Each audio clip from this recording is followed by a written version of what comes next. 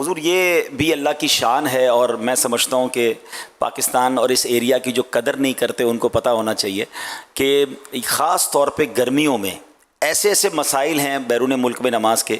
You کے میں کچھ علاقے ایسے ہیں جہاں 41 کے قریب راتیں وہ آتی ہیں کہ جس میں عشاء کا وقت ہی داخل نہیں ہوتا۔ اچھا، اس میں جب یہ راتیں آنے والی ہوتی ہیں تو اس وقت بڑا عجیب معمول یہ ہوتا ہے۔ ایک بار ہم برمنگھم میں تھے حضور، رات مجھے یاد پڑتا ہے کہ شاید 1:15 بجے یا 1:30 بجے عشاء کا وقت شروع ہو رہا تھا اور 20 منٹ میں ختم ہو رہا تھا۔ صرف 20 منٹ کے لیے عشاء کا وقت آنا تھا۔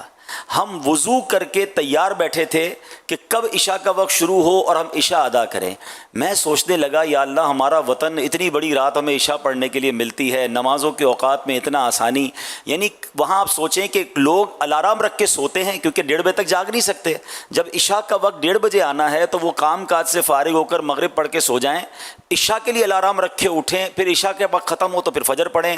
مطلب ٹائم ٹیبل جو ہمارے ساتھ زندگی گزر رہی ہے نا کہ اندھیرے کے ساتھ سونا ہے، اجالے کے ساتھ کام پہ جانا ہے، وہاں کئی بار اندھیرے میں کام پہ جانا پڑتا ہے اور اجالے میں سونا پڑتا ہے کہ جب رات 11 بجے مغرب ہو رہی ہے تو جس کا معمول جلدی سونے کا ہے، ہاں جو نمازی ہے اس کو تو جاگنا پڑے گا، ورنہ لوگ تو اجالے کے اندر پردے لگا کر سو جاتے ہیں اور ان کی باہر دن چل رہا ہوتا ہے، لیکن وہ ایکچولی دن نہیں ہوتا۔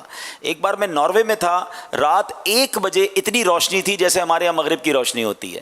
تو یہ پاکستان کے جہاں بہت سارے لوگ عجیب عجیب باتیں کرتے ہیں، مگر اس خطے میں جو نماز پڑھنے کے لیے ہمارے لیے آسانیاں ہیں، اللہ کریم نے جو یہ معتدل دن اور معتدل راتیں دی ہیں، اس پر باقاعدہ ایک پورا ٹاپک ہے جس پہ بات کی جا سکتی ہے۔ 22 گھنٹے 21 گھنٹے کے روزے ہوتے ہیں۔ جی وہ روزے کی میں بات کرنے لگا تھا کہ گرمیوں میں جب ابھی اگلے 4-5 سال اور چلے گا یہ معاملہ کہ جب گرمیوں میں رمضان آتا ہے تو 21 گھنٹے کا روزہ، مغرب کی نماز ادا کرتے ہیں تقریباً رات 11 بجے اور تقریباً رات 2 یا 2:30 بجے فجر کا وقت شروع ہو جاتا ہے۔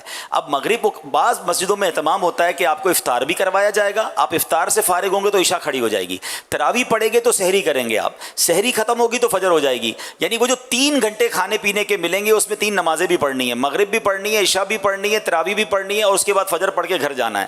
تو کئی لوگ افطار سے لے کے فجر تک مسجد میں ہی وقت گزارتے ہیں کہ جن کو ماشاءاللہ نماز پڑھنی ہے، تراویح بھی چاہیے۔ اب آپ بتائیں، اب وہاں ہم نے جب دیکھا کہ بڑی تعداد میں لوگ روزے رکھتے ہیں تو پھر ہمارے وطن میں ان کے لیے بھی سبق ہے جو 15-16 گھنٹے کے روزے میں ڈنڈی مار رہے ہوتے ہیں۔ وہاں واقع وہاں پھر بھی روزے رکھتے ہیں، ہاں روزے رکھتے ہیں ایسی تکلیف کے باوجود، آزمائش کے باوجود، الحمدللہ۔ اور گرمیوں میں خیر وہاں اتنی گرمی نہیں ہوتی لیکن 21 گھنٹے پیاس بھوک تو لگے گی نا۔ جی اور 3 گھنٹے میں کتنا کھا کے اور پی کے پیے گا۔ ایسا ہی ہے۔ اللہ اکبر، اللہ اکبر، اللہ اکبر۔ نہیں واقعی ہمارا ملک جو ہے نا وہ ان نعمتوں سے مطلب یعنی کہ مزین ہے کہ ایسی تو کئی نعمتیں ہیں ہمارے ملک میں جو کئی ممالک میں نہیں ہیں۔ حضور میں اس وقت ساؤتھ افریقہ میں تھا، وہاں اس وقت برف باری ہو رہی ہے۔ ایک بار میں نے تھوڑا سا تجزیہ کیا تھا، کہیں مشورہ بھی کیا کہ سردیوں کے اندر اتنی سردی دنیا میں ہوتی ہے 70% دنیا میں کہ خدا نہ خواستہ اگر ان ممالک میں ایک دن کے لیے لائٹ چلی جائے یا ایک دن کے لیے گیس چلا جائے جس سے ہیٹر نہ چلے تو شاید لاکھوں کروڑوں اموات ہو جائیں گی۔ ہم دنیا کے اس خطے میں ہیں کہ جہاں اگر کئی دن تک لائٹ نہ ہو، چاہے گرمیاں ہوں یا چاہے سردیاں ہوں، اللہ نے یہاں ایسا موسم رکھا ہے کہ ہم اس پہ سروائیو کر سکتے ہیں، ٹھیک ہے نا۔ لیکن وہاں تو ان کی حیات ہی، ان کی زندگی ہی ہیٹر سے لگی ہوئی ہے۔ -40 ڈگری ٹیمپریچر باہر ہے، -20 ڈگری ٹیمپریچر باہر ہے اور ہم رات کو ہیٹر کے سہارے گزار رہے ہوتے ہیں۔ وہ ایک دن کے لیے اگر ہیٹر بند ہو جائے، بلکہ میں کہتا ہوں چند گھنٹوں کے لیے بند ہو جائے تو نہ جانے کتنی اموات ہو جائیں گی۔ تو یہ بھی ہمارے وطن اور اس خطے کو اللہ پاک نے نوازا ہے کہ جہاں موسم بھی اس شدت کا نہیں ہے جو دنیا کے، میں کہتا ہوں 60-70% دنیا ایسی ہے جو شدید ٹھنڈ میں ہوتی ہے جب سردیاں ہوتی ہیں۔ اچھا حضور ایک اور میں آپ کو عجیب بات بتاؤں، شاید ہمارے ناظرین کے لیے دلچسپی کا باعث بھی ہو اور وطن کی اور احساس ہو۔ ہمارے یہاں ہماری جو پریئر ٹائم اپلیکیشن ہے، ہم دیکھتے ہیں کہ آج مثال کے طور پہ 7:25 پہ افطار ہوا ہے تو کل ہمیں پتہ ہے 1 منٹ کا فرق آئے گا، 7:24 ہو جائے گا یا 7:26 ہو جائے گا۔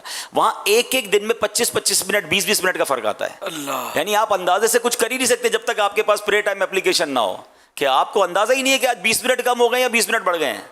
اس قدر جمپ آتا ہے ٹائم کے اندر نمازوں کے اور افطار کے اور دیگر اوقات۔ ماشاء اللہ، بڑی معلومات آپ نے اکٹھی کر رکھی ہے۔